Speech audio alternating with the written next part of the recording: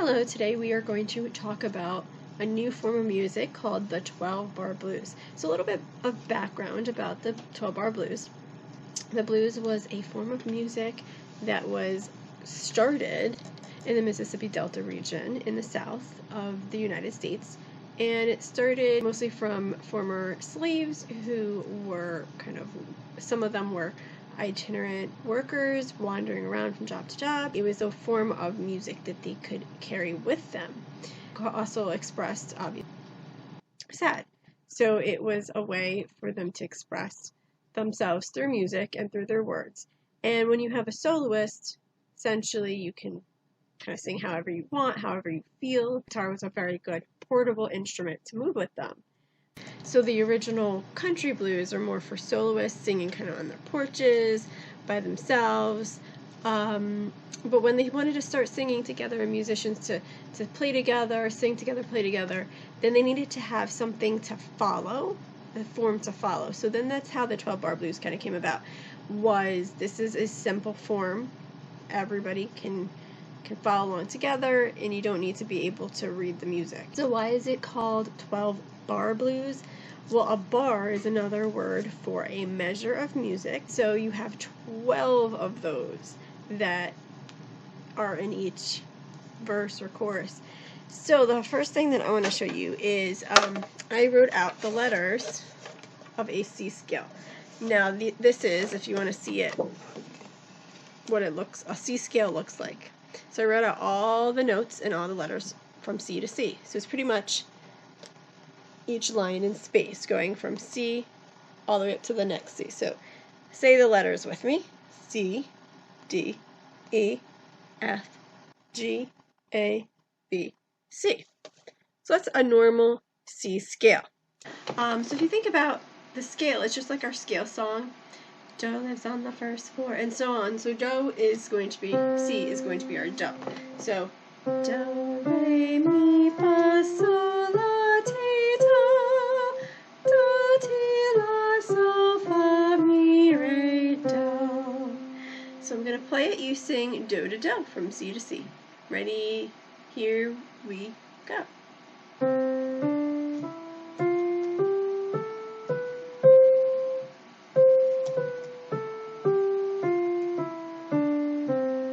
So that's a normal C scale.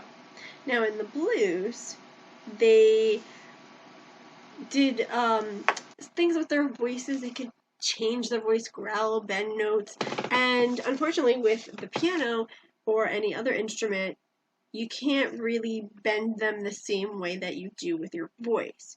So what they decided to do is they took the next best thing and lowered some of the notes by half a step. So instead of an E, an E flat is slightly lower than an E, but not as low as the next note, D. So E flat. So we have C, they skip over D to go to E flat, F, then they go to G flat, then they do what's called G natural, which is regular G, and then B flat, and then C. So the reason why those flatted notes are in there is to emulate what the sound of the voice would do if they were going to do some of those bent notes that the blues would use in their voices, blues singers.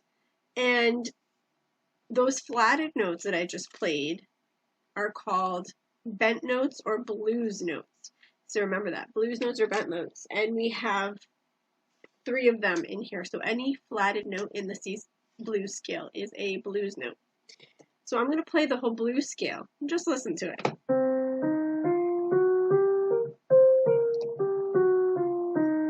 And then to make it a little bit more bluesy, I'm going to change the rhythm a little bit. I'm going to swing the rhythm.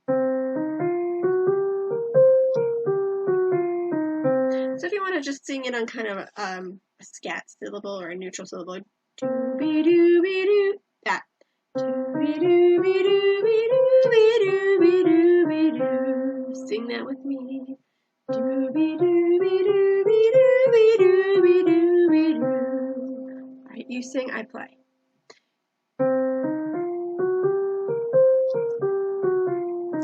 One more time.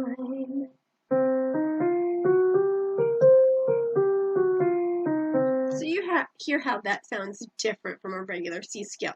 I'm going to show you the notes, what the notes look like on the music staff. So here is the C blues scale. So you notice there is no G. So we've got the C, E flat, F, G flat, G natural, which is regular G, B flat, and C. So the flatted notes are what look like little miniature B's. See those little miniature B's up there, except for the natural, which is a little bit fancier.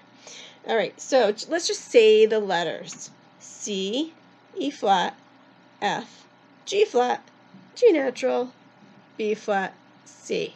So that's that blues scale in C that I played. In the 12-bar blues, we have a nice little melody that we can make up using the blues notes.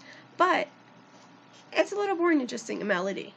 We want to play some accompaniment with it. So maybe it's a guitar, maybe it's piano. We need to play something underneath without being the same as the melody. So we can play chords. What a chord is 3 notes played at the same time. When you look at a chord, they are these 3 notes stacked on top of each other. So I have my C, E, G. This is the same here, C, E, G, but in bass clef. So that's my C chord.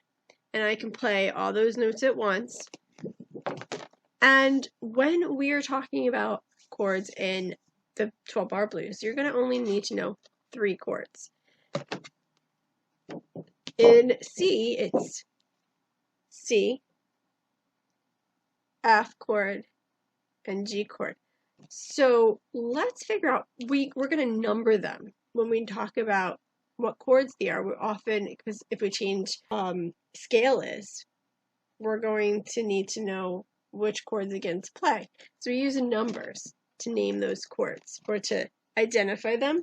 So the C chord, we use a Roman numeral 1. So that's a Roman numeral 1. So the next chord that we need to find is what's called the 4 chord. And we figure that out because we go to the scale. So what is 4 in the key of C? If C is 1, and that's why I put these numbers up here, which one of these is 4? Which letter? 1, 2, 3, 4. F. So the F chord is going to be our 4. And I'm going to write underneath a Roman numeral 4, which is the same as I, V. And the third one we need is a 5 chord. So which one is 5? If F is 4, which one is 5? G. And that in Roman numerals is just a V. Like that. So we have our 1, our 4, our 5. So we have C, F, and G. And if I was in a different key, I would be able to figure out which chords to play because I know which numbers to look for. Show you how those 3 chords sound and on the ukulele. So the C chord, and that's why we've worked on those 3 chords when we played ukulele, C, F, and G, because they're the ones that we're going to be using in the blues. So my C chord, just so you remember what that one is, so that's what it sounds like together. Here, if I were to play each note separately, and that's my top C, bottom C, C, E, C, E, G, top C. So there's my C chord. Now, here's what F sounds like, the 4 chord. So there's F. And then my G. So there's my G. And then I'm back to my C. So in order to play a 12-bar blues, we can take any of these 3 chords and we can put them in order to play with. 3 lines of music. The first line, each of these is a measure. So there's my 1 chord. And which one was the 1 chord in C? It was C. 4, 4, 1, 1. So what was 4 again? It was F. So I have F, F, C, C. And then my third row of music, 5, 4, 1, 1. And what was 5 again? G, then 4 was F, and then C was 1, and C. So I have 1, 1, 1, 1, 1, 4, 4, 1, 1, 5, 4, 1, 1, and that's all you really need to do. You just keep doing that for every verse, chorus. C, C, C, C, F, F, C, C, G, F, C, C. If you have an instrument like me that plays chords, whether it's piano and you know how to play chords, or if you just want to play those notes on the piano, C, F, and G, that's fine. If you have a ukulele with you, guitar, and you can play those chords, great. If you have a little Glockenspiel or xylophone at home, play just the F's, C's, and G's. If not, just say the letters with me and pretend to play something that has a pitch to it. So, I've got C, C, C, C, F, F, C, C. Then I go to my G, G, F, C, C. So each one of those was a measure. 1 and C. Each measure is 4 beats. C, C, get ready for F, F, and F again. Now we're going to do C, C, and C. Get ready for your G. Get ready for F, F, and C, C. Nice job. So that's our 12-bar blues chord progression. The last thing with the 12-bar blues, last thing that you need to know is the sentences, the words, the phrases. There are 3 in each verse. And really simple. The first 2 are exactly the same. A, so you have a sentence, a statement that is repeated.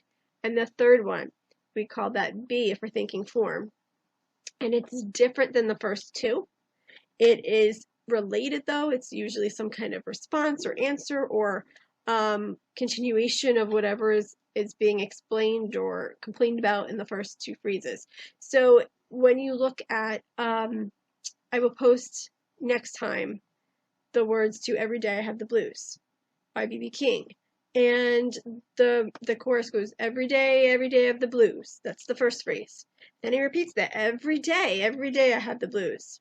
And then he'll say something in response, when you see me, baby, it's you I have to lose. Something like that he says in the third phrase. So he's talking about why he has the blues every day. Think about what makes you blue so that we can write our own blues in the next couple weeks. All right? Hope you enjoyed this little bit of explanation about the 12-bar blues. And in the link below, there's a very short 2-3 minute video about what I just talked about. All right, so until next time.